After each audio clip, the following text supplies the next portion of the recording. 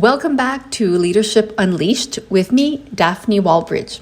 So in today's episode, I'm sharing the leadership lessons I learned from navigating an extreme negative 35 degrees Celsius cold snap in Northern Ontario. So from managing a crisis to embracing the messiness of the process, these lessons are game changers, especially when the road ahead feels uncertain. So I'm excited to share these insights with you. So grab a warm drink, take a moment to reflect, and let's dive in.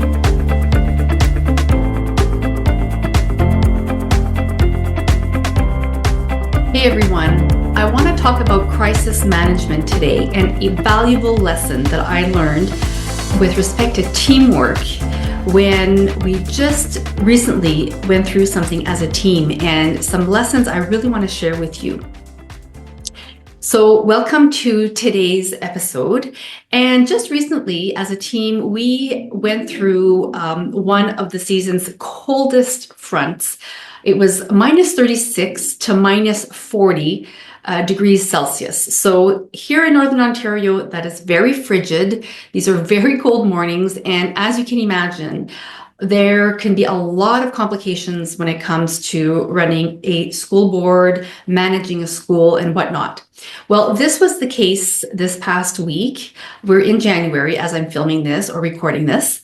And in one of our small towns, small rural towns, we had a power outage. Now, normally when this happens, we have a protocol in place within the board where we have to wait a certain amount of time. We're monitoring the temperature of the school, of the classrooms, and we have protocols and processes in place to allow us to decide when to act, right? When to shut down a school and move ahead with these types of actions. Now, of course, this is always the last resort. We never want to close down a school, but sometimes we have no choice.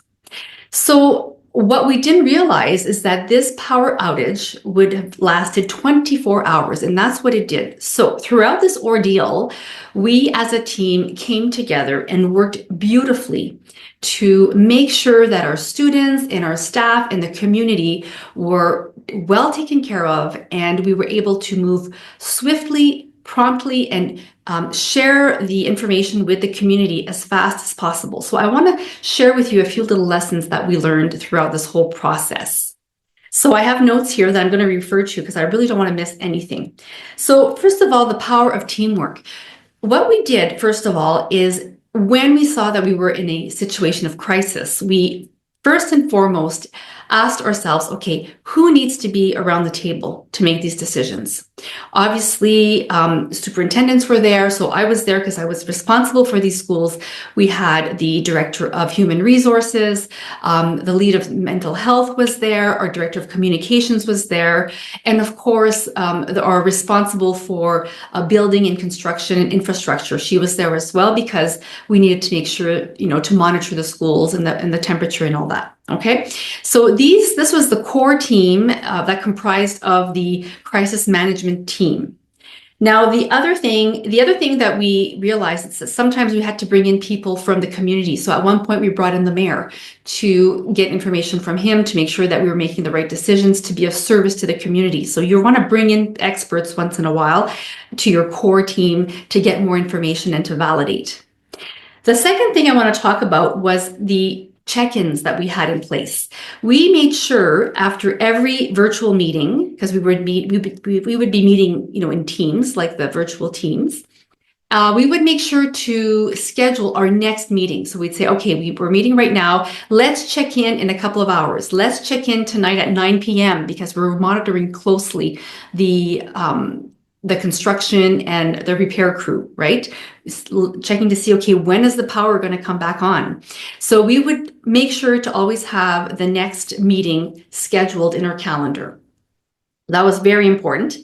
The next thing we did was we embraced messiness. So as a leader, when, a crisis hits, it's going to be messy. People are going to have emotions all over the place. And it's up to you to be well-grounded, calm, composed, and to remember that you always have your team of experts surrounding you. So leave your ego to the side and make sure that you're there to consult and ask for direction, ask for recommendations, and to not be afraid to, take someone's idea and to go with it, okay? Because, sometimes it's the person with the least experience but has a fresh insight that will come in and save the day. So that's very, very important. And lastly, compassion above all. So this is super important because our communication, every time we communicated frequently to just keep people informed at every hour, if we could, we would keep people informed through our internal messaging system, through social media. We made sure to keep people informed. Texting, we were texting our principals so they didn't have a chance to start creating their own narrative. So, but we always steeped our communication with compassion and towards the other. We know this is a hard time for you. We know you're going through struggles right now. This is why we're deciding to do X, Y, and Z, okay?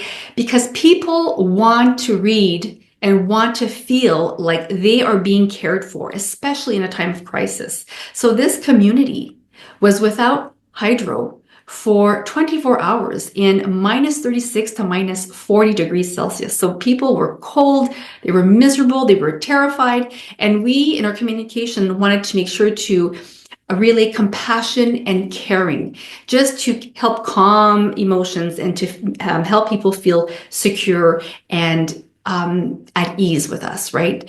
So this is very important. I wanted to share these practices with you. So compassion above all, embrace the messiness of the process, check in regularly and communicate often. And remember that your team will be diverse, have your core team, and then don't forget to draw in some experts. So this is what I wanted to share with you today. And now a leadership challenge for you is to go over this video, share it with your team, and see how you can implement these lessons next time you come into a crisis. Or better yet, go over a crisis you've had to manage before and do a post-mortem. How did you act, and how did you organize, and how did you work through this crisis as it relates to what I just shared with you? Okay, so try to think of ways you can implement these lessons. I'd love to hear from you. Reach out to me, comment in the comment section below, and let's keep in touch. Bye for now.